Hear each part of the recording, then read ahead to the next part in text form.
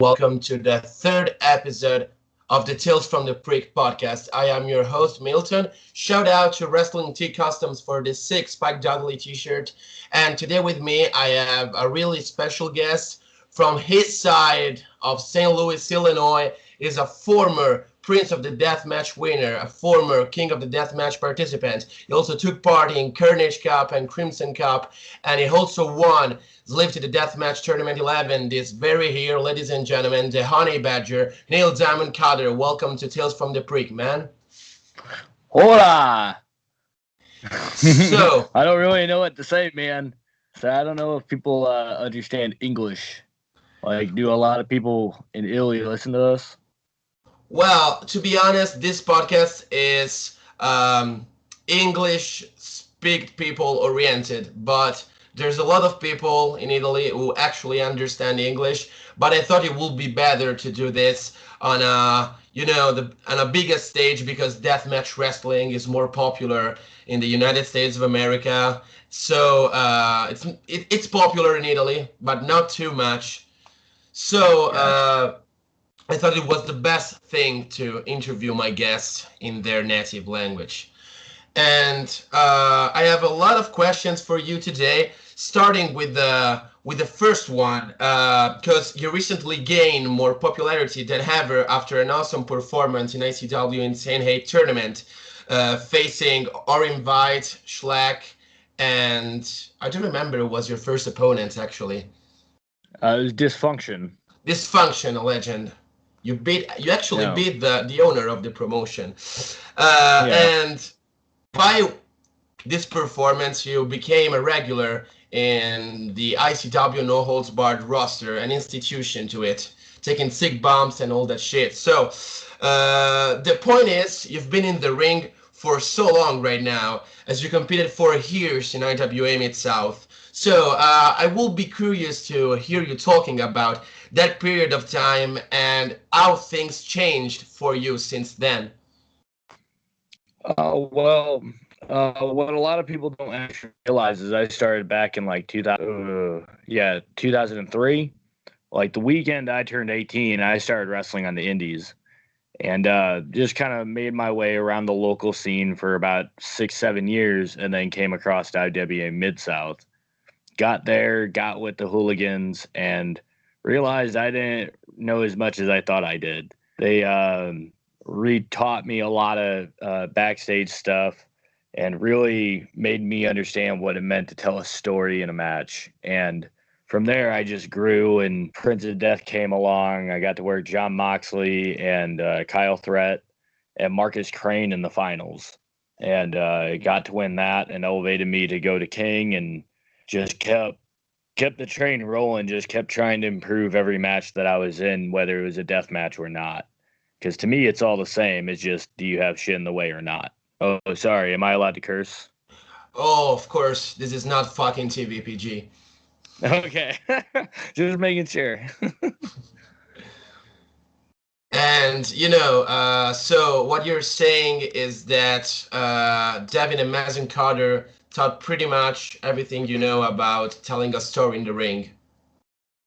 Yeah. Like when I got onto the indies, like I already knew how to do all the bumps and all the maneuvers and how to do the sequences and whatnot. It's having the conviction in my movement and how to look at people and kind of convey the story that I wanted. That's what I was lacking, and the character and everything else. And to Ian Rotten's credit, he gave me my name and gave me Sweet Caroline and wanted to see what I would do with it. And I just ran with it since then, and it's just evolved as time gone on. Yeah, it's funny that you actually told me that it was Ian Rodden who put to you the name Sweet Caroline, because my next question will be that your entrance is actually part of your gimmick, such as Nate Webb with Teenage Dirtbag. And so what I'm gonna ask you now is why Ian Rodden chose Sweet Caroline and Neil Diamond, who is also in your in-ring name. Okay, so I'm sitting in my basement back when I was 20, 20-something years old. And Devin gives me a call, and he's like, hey, they want you to come up to IWA Mid-South. Ian wants you to be Neil Diamond Cutter. And I'm like, you're just joking with me. That's a goofy name. Why that? And he's like, well, him and a couple other wrestlers were sitting there getting stoned watching Saving Silverman. It's about three best friends and one ends up having an evil wife and all that. Well, they're all super Neil Diamond fans. And Ian thought it was funny if you just mix the three of them and you put that spirit into me, I'm willing to make fun of myself. And he was like, just run with it, see what happens. Like, watch that movie and see how they act and just act that way. So I'm like, okay, just started acting weird and, doing odd behavior things at shows and all the time. And now it's just evolved to where I can say it on a microphone and no one's going to yell at me for it. That's awesome. So you're basically saying your gimmick is a skinny, ultra-violent version of Jack Black in that movie. That's what it is. Yeah, essentially, yeah. You mix the three dudes from Saving Silverman. Steve Zane is one, and I can't remember the dude from American Pie. I can't remember Jason either. Biggs. Oh yeah, Jason Biggs is his name. You mix the three of them, that's where my comedy comes from. There's kind of that slapstick, let's just be nuts. Like, I can't wait for someone to tell me, like, say something in the ring and be like, tell me something I don't know.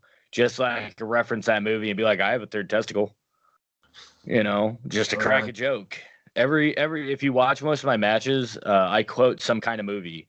Against Atticus, I said, you want to see something get destroyed, something pretty.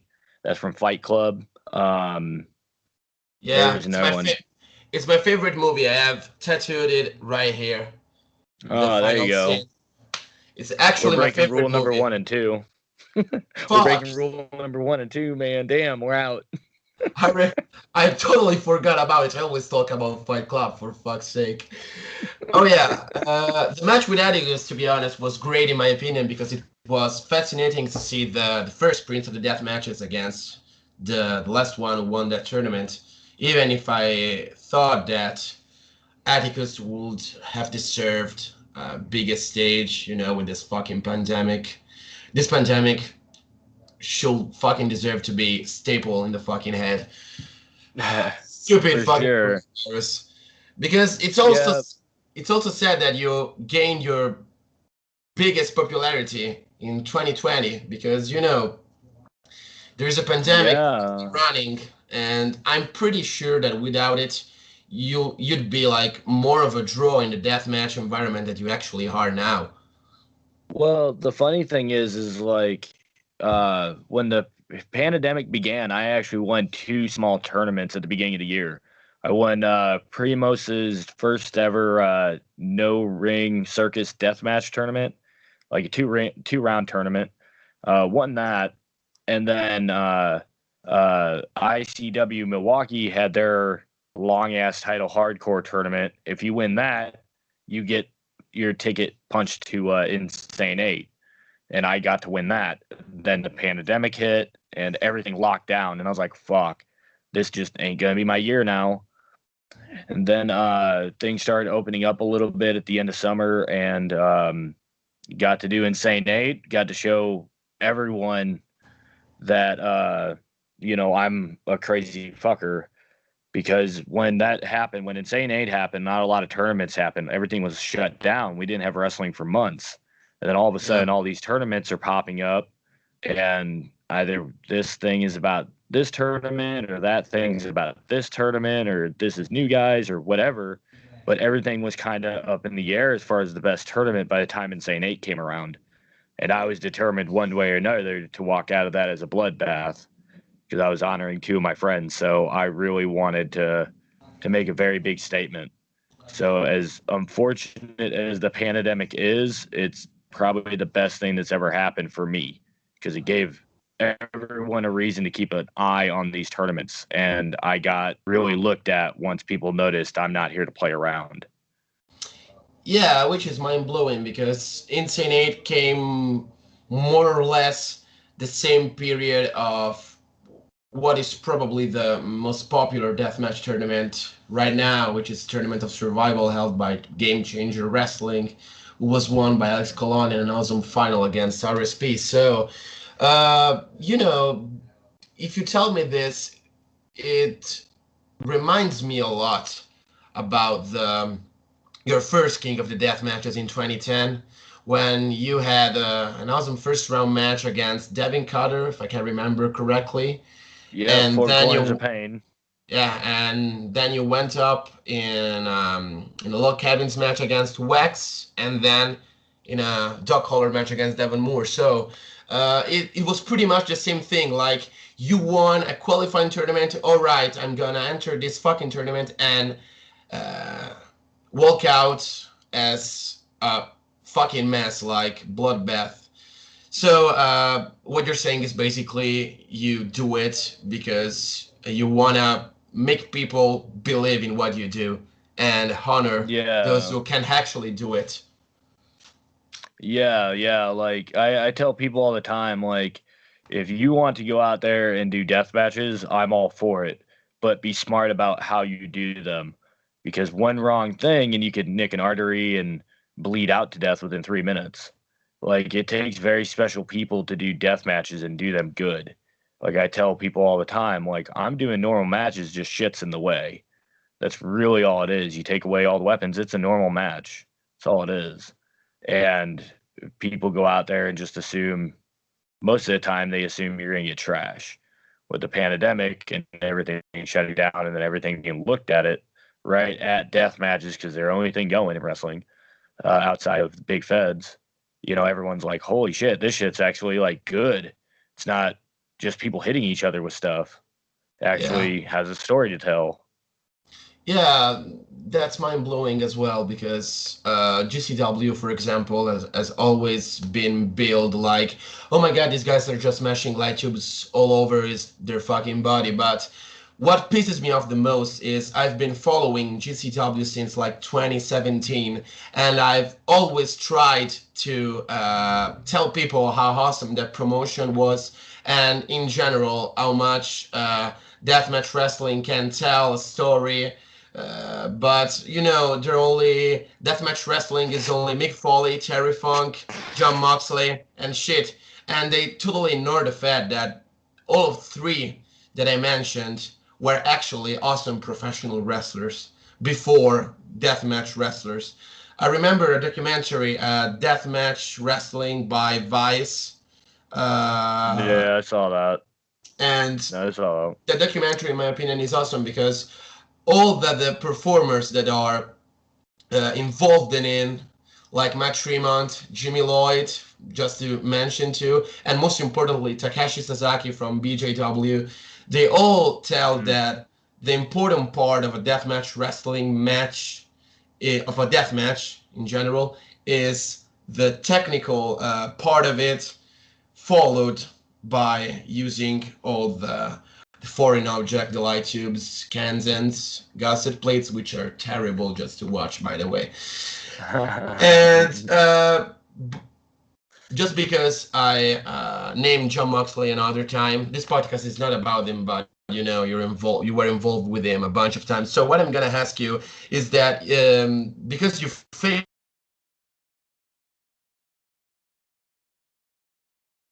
Oh, locked up on me. him on more than one before the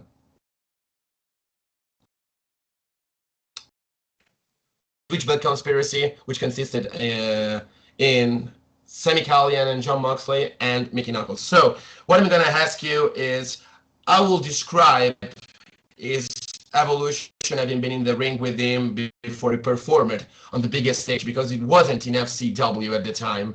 It wasn't even gone to WWE.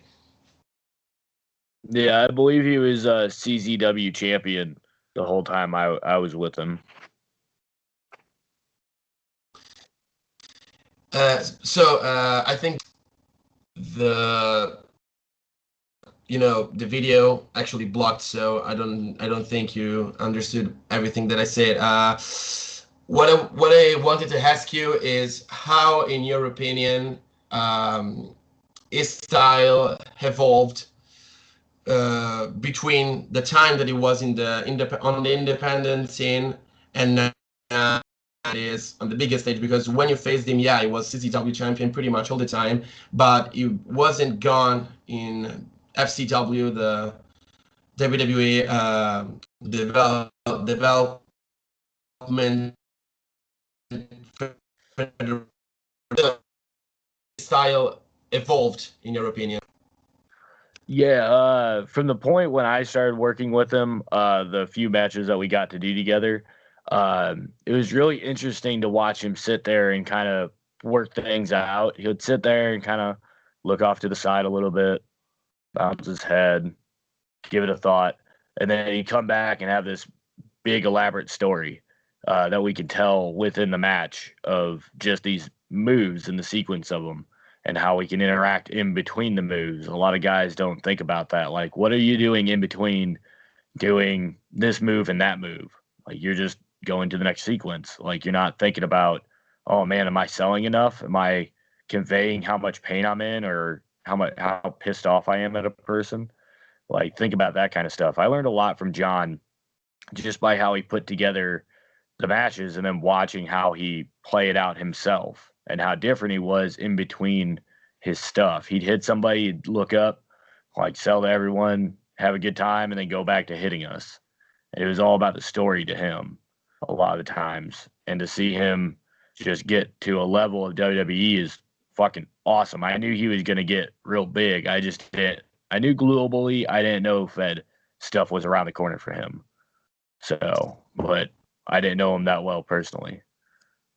Yeah, this part of what to do in between one move and another is very important too, in my opinion, because we can link that to the deathmatch storytelling environment. Like, there are some wrestlers that just smash for an object over their opponents, and they completely forgot that when Atsushi Onita, Terry Funk did that style of pro wrestling, they didn't mean to,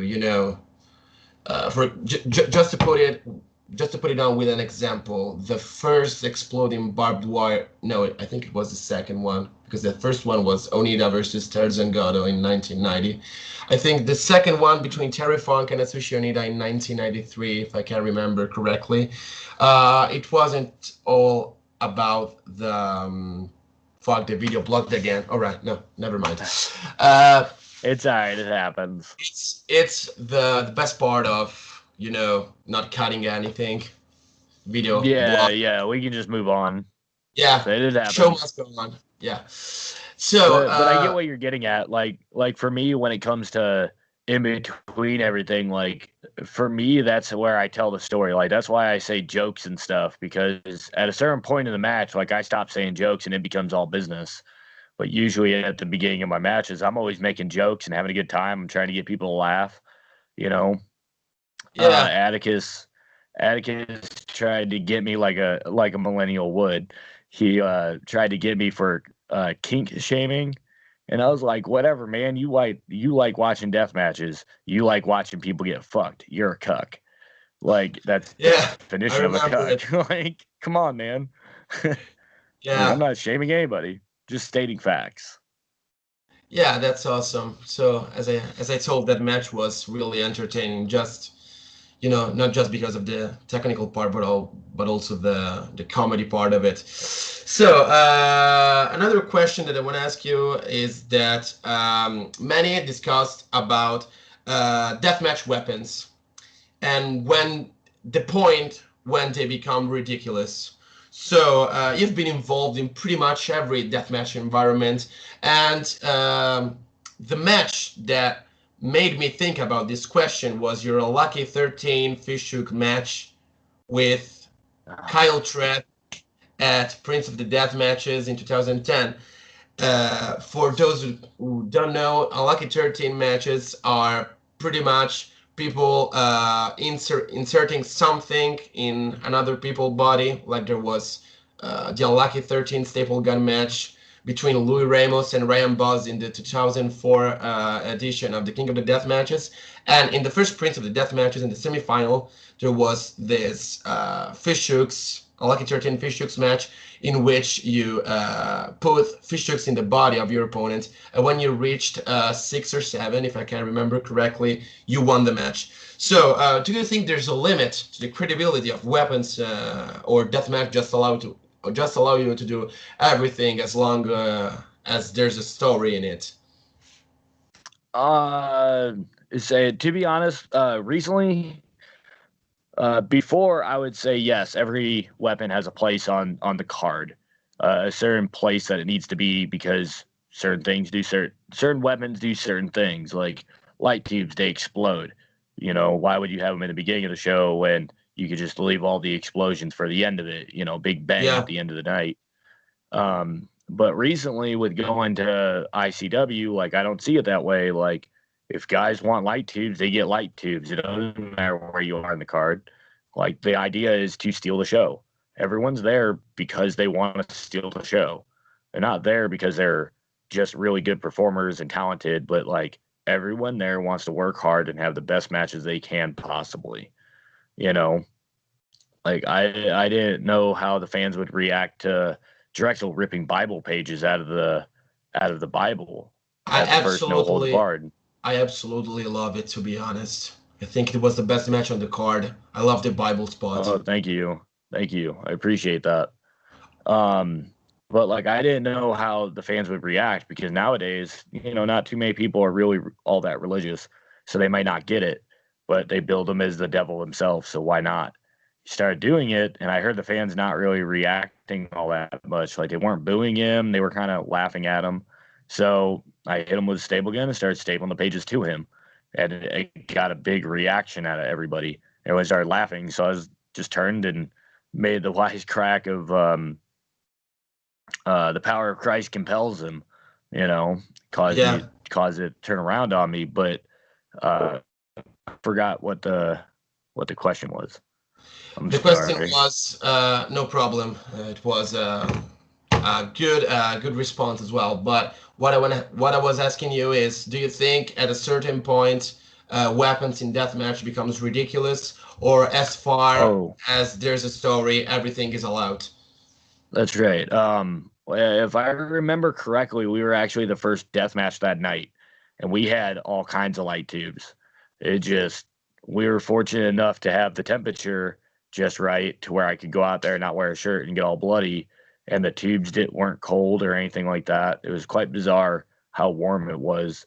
But as the night went on, it got colder, and that's why you see a little less and less of people not wearing shirts and shit, because it got unbearably cold. That it really did. Yeah, I remember. It was wild. Super cold. You could see from the air flowing out of the mouth of people, just like it was fucking nothing. Yeah. Like me and Cannonball, I think we're the only two death matches where we actually didn't have shirts on. So I was like, oh, that says something. Like Cannonball, like never wears a shirt. So if he's saying it's cold and he puts on a shirt after his match, and I'm walking around with no shirt, just kind of whatever, that it's getting cold. And once I saw him put on a shirt, I was like, nope, putting that shit on. Yeah, but the importance of weapons, like I really think nowadays it's more the storytelling, because you can have light tubes and whatever, doesn't matter what order of death matches they are, as long as there's storytelling, it doesn't really matter the gimmick. I've learned that over time, and most recently too. Yeah, what I always say is that you know, there has to be always storytelling behind the match, but even though I don't like blame people who just go in the ring and prove to be super athletic, because like what people call spot monkeys, I think is very disrespectful, because I mean there are people who can't actually tell a very good story in the ring, but I think, for example, there's a lot of people who blame AR Fox just because he doesn't sell pretty much anything, or and is more like high spot oriented, like springboard shit and cutters. Not you, of He's course. just The spot move. monkey. Like It's just I spot don't monkey. just from my understanding of it, like I don't take any term in wrestling as offensive because we all do we're like Baskin Robbins. Have you ever heard of that? What? 56 flavors. Uh, Baskin Robbins. It's like an ice cream shop. They have like 56 flavors or something, just a bunch of flavors. I've That's what never wrestling is. I've never heard of it, but I remember It Mike Quackenbush once told it about Chikara. He told like, yeah, you all watch Ring of Honor, you all watch PWG, which is cool, but we are not vanilla, we are not chocolate, we are like fruit tastes. We are tastes that not everyone can enjoy, but that doesn't mean we aren't good. That's what he told pretty much. So I understand what you're saying, and my yeah. point. Another way of saying it is as far as our role death matches in the role of wrestling, we are the horror movie section where you can go and find your comedy at WWE or your action at ROH or get your real technical stuff, technically shot stuff at ROH, or you can go to Impact and have your car wreck. You know, uh, wrestling has every kind of movie you can think of. We're just live action of it. WWE likes to do their romance ones with pregnancies and stuff for some reason. So can't tell me there's not a kind of wrestling for you because there is.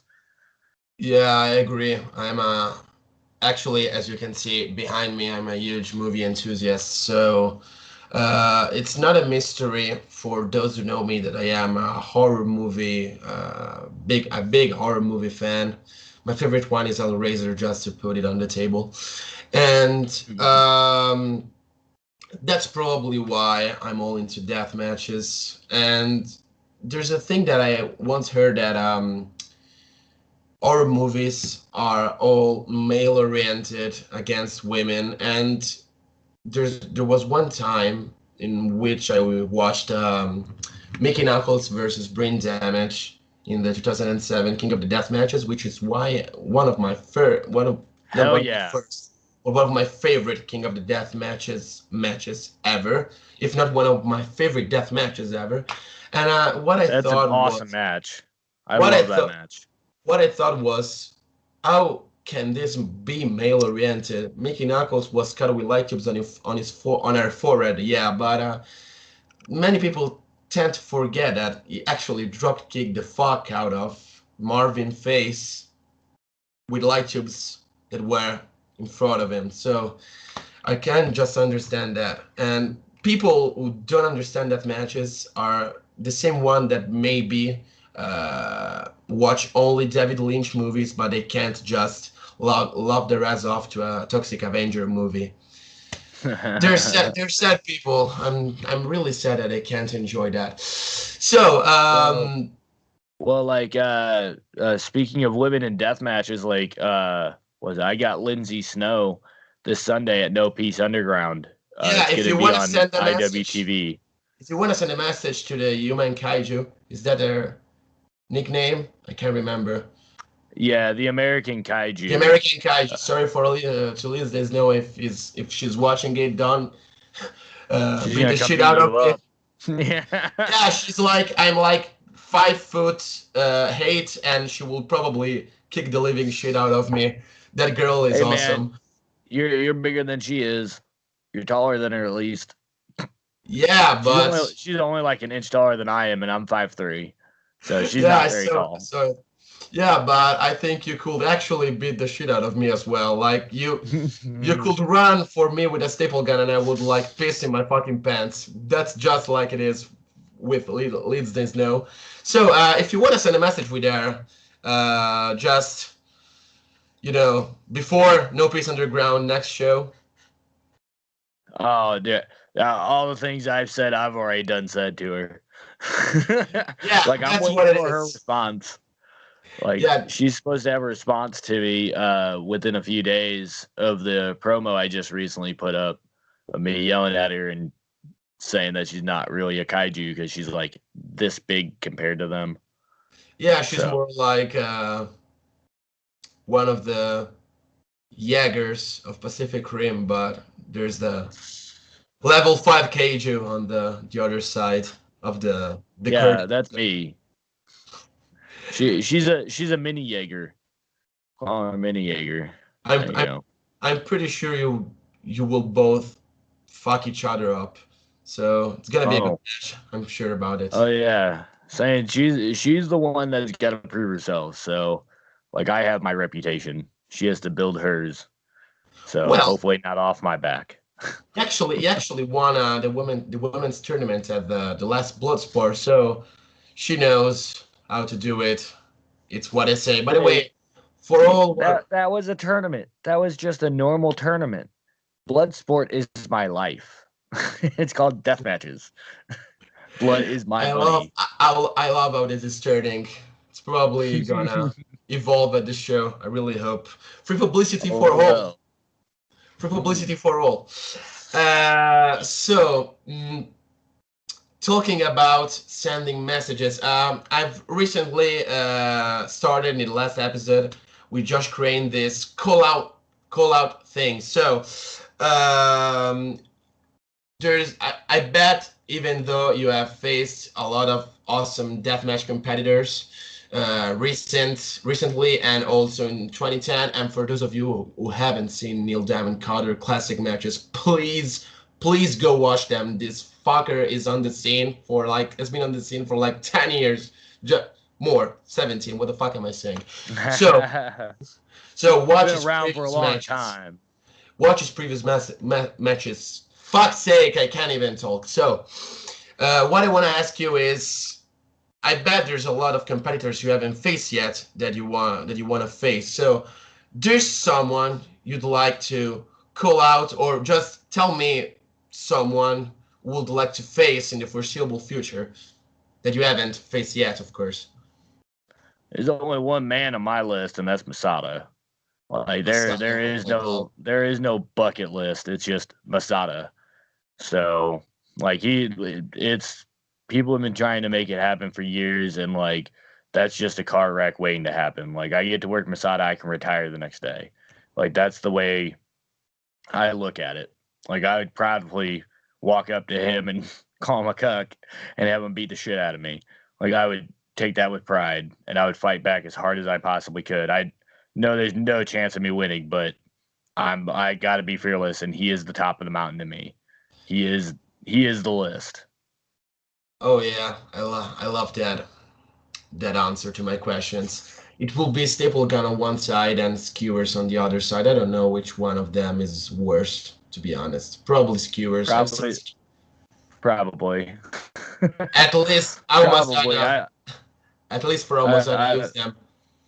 Yeah, I've only experienced skewers once, and just because I don't want people to see it, I'm not going to mention it. But like I do not let anyone just skewer me. Like there's only two men in the world that I will let skewer me, and that's Masada and G Raver. So With they're tattoo the needles, only. nevertheless. Yeah, well, I have tattoos, so it doesn't bother me. So it's whatever.